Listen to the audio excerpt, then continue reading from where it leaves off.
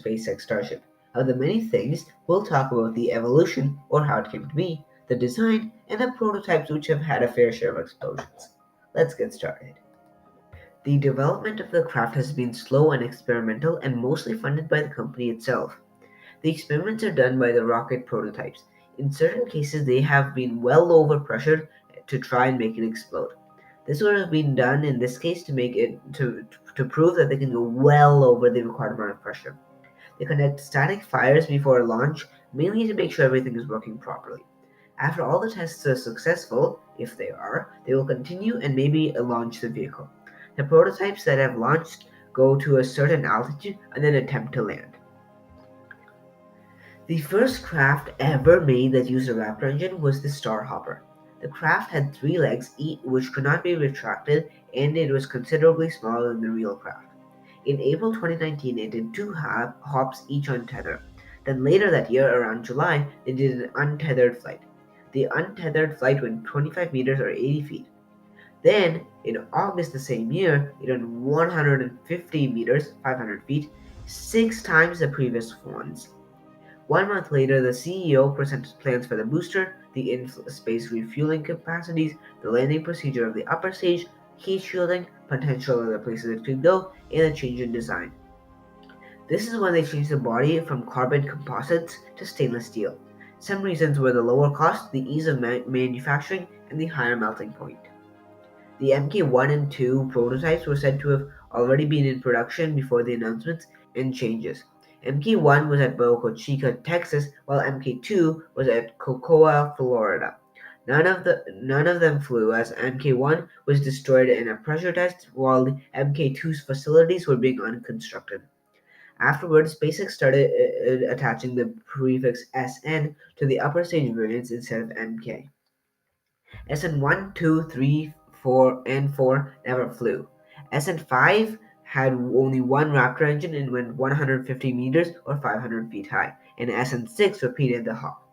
Both craft landed successfully. In September 2020, they pressure tested SN7, which was made from a different grade of steel than the previous versions.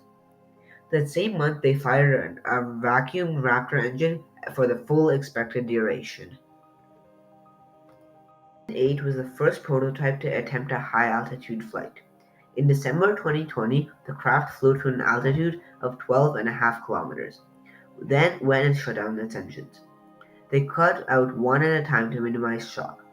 Then it proceeded with its normal belly flop maneuver. When pulling out, a leak caused the craft to lose thrust, resulting in a crash to the ground. While doing this, they violated their launch license, resulting in a 2-month investigation by the FAA. In February 2021, SN9 launched to an altitude of 10 kilometers, a full 2.5 kilometers below SN8. It had a similar crash sequence to SN8, but unlike last time, this time it was within their bounds. Starship prototype SN10 launched pretty much the same as the previous ones. On the 3rd of March, it actually landed. But after about 10 minutes of successfully landing, a methane leak caused it to explode. SN11 launched on the 30th of the same March, and during its ascent, you can see flames from its engine. They did not affect the ascent, but on descent, it caused the prototype to explode. The prototypes SN12, 13, and SN14 were scrapped, leaving SN15 to fly. The craft launched successfully and then also landed successfully, marking the first Starship prototype to land successfully and not catch on fire. Starship, or rather a vehicle to transport humans, was first proposed by SpaceX CEO Elon Musk in November 2005, even before they had launched their Falcon 1. They ended up launching the Falcon 1 in 2006, and even then it was unsuccessful, along with the next two flights. Musk referred to it as the BFR, and I'm assuming it means the Big Falcon rocket, but don't quote me as I have no reference. He said that it would be equipped with a Merlin 2 rocket engine, a bigger and more powerful version of the Merlin engine. It was said to be able to launch 100 metric tons or 220,000 pounds to LEO. LEO is also known as low Earth orbit, by the way. Unlike the current Starship, it would not be reusable. At an American Institute of Aeronautics and Astronautics conference in July the year 2010, 1 year after the fifth and final launch of the Falcon 1, SpaceX presented their idea of a launch vehicle and their Mars space type, a vehicle that changes their orbit, such as from a low Earth orbit to one which intersects with the Moon, such as the Apollo spacecraft did. The launch vehicles that they proposed from lowest to highest power were the Falcon X, the Falcon X Heavy, and the Falcon XX. The Falcon XX was proposed to have only one core, which harbored six of the Merlin 2 engines. That would give it a launch capacity of an entire 140 tons. I've just been saying numbers, but 140 tons is like 136 Perseverance rovers. Now, it did still have to go to Mars, so it needed a rocket with the lift capacity with a little more than 15 tons. But still, 140 tons is a lot. Anyways, the Falcon XX would be around as tall as the Saturn V.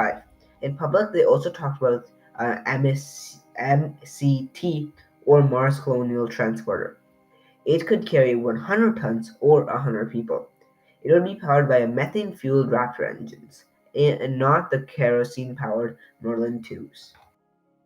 Finally, on the 26th of November 2016, the Raptor engines finally fired for their very first time. The next day, at the International Aeronautical Congress, Musk stated that his company was developing a new craft. They called it the Interplanetary Transport System, or ITS for short. It would have two stages just like the Falcons, but one key difference was that it was reusable. It would also use methane engines like the MCT.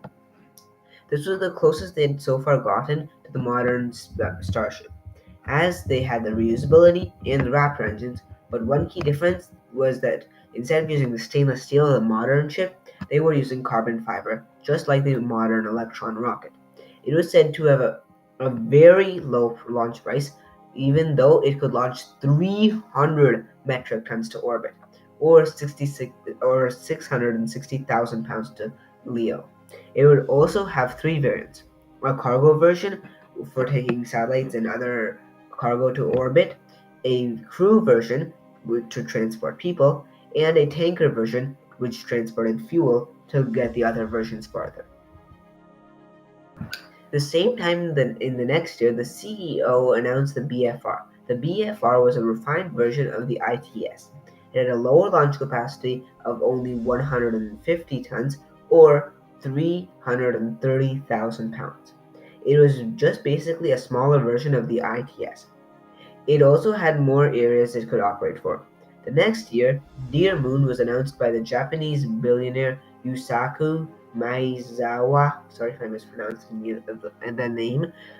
Dear Moon gave the necessary funding to get the project underway. On one of the BFRs, he and 6 to 8 other artists would go around the moon. There, they would make art. The current version of the Starship was designed to be fully reusable. It is an orbital rocket with a goal to lower launch costs. The rocket contains a Super Heavy booster and a Starship upper stage. The craft uses two versions of the Raptor engine, normal and vacuum optimized. The two stages are made of the same material, SAE 304 stainless steel, which also happens to be the most common version of stainless steel. When the craft is fully assembled and fueled, it weighs 5 kilotons. The craft is 120 meters tall, along with 9 meters in diameter. It is actually taller than the Saturn V. Super Heavy's max thrust is 72 meganewtons. By the way, 72 meganewtons is enough to hover more than 7.3 kilotons. Even with all the thrust at liftoff, its thrust to weight ratio is around 1 to 1.5. Because of its lift capacity of 100 tons to low Earth orbit, it is classified as a super heavy lift launch vehicle. The Starship is made from rolls of steel which are cut and shaped to have the 9-meter diameter. Starship uses rocket engines known as the Raptor engines. They are amazing methane-fueled rocket engines. They operate at a tremendous pressure of 300 bar, but in tests has even gone up to 330 bar. 300 bar is the same as 300 times the atmospheric pressure, since 1 bar is the same as the atmospheric pressure. Since they have to withstand tremendous pressure, they are made of a special alloy that SpaceX developed themselves. The cost for a single rocket engine is $230,000, but the thrust they produce is also a lot. In fact, it has reached up to 1.8 meganewtons for the Raptor 1 or 2.3 meganewtons for the Raptor 2. That totals to around 1 kilonewton per $100.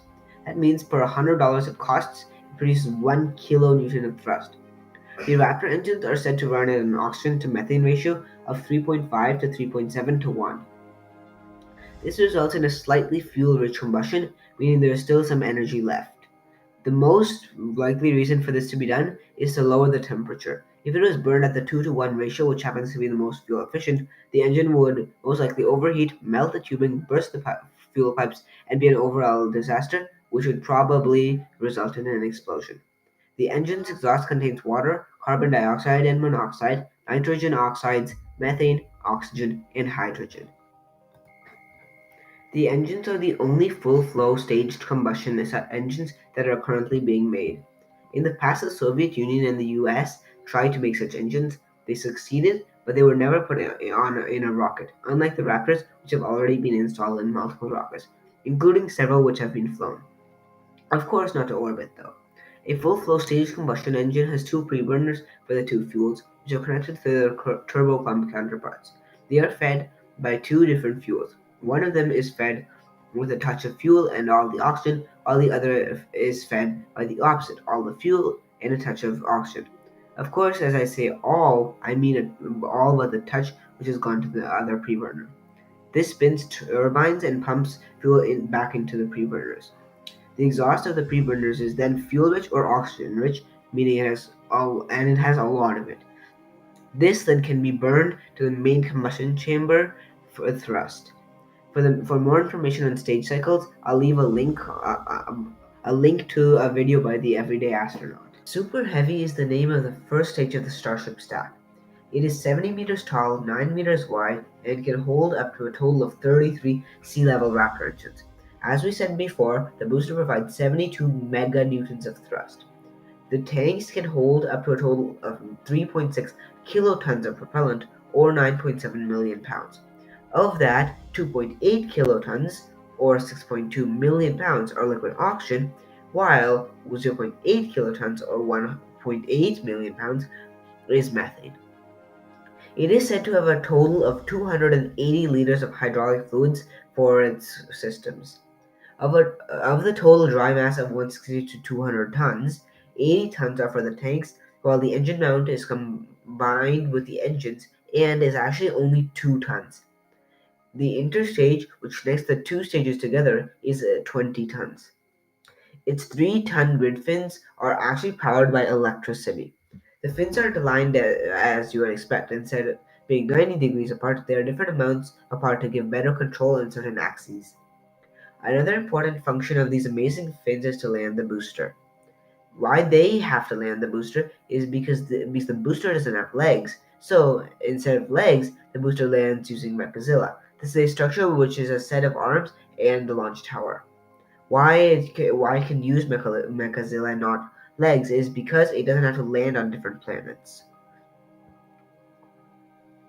Basically, when the rocket lands, the fins are aligned close to the arms. By the way, in this case, the fact that Super Heavy can hover really helps, as they use that time while hovering to align them.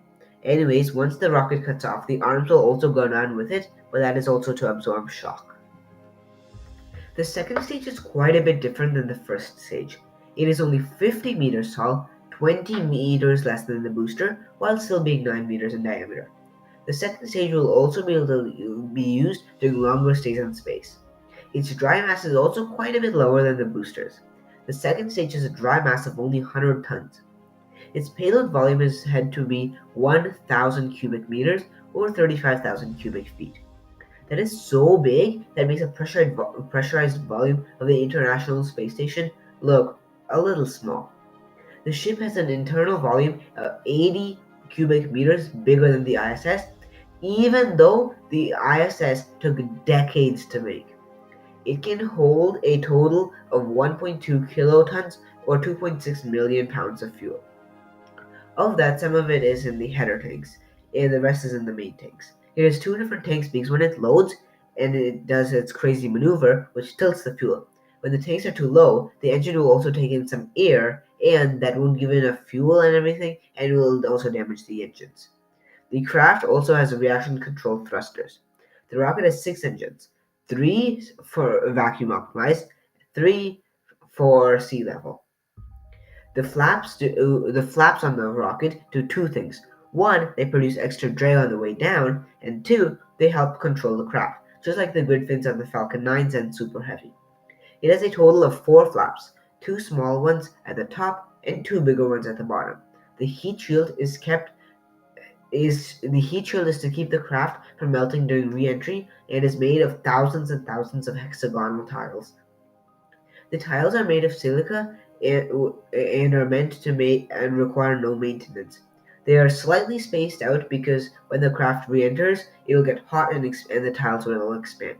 The steel body can bear a tiny bit of heat too before melting. That's it. Thanks for watching.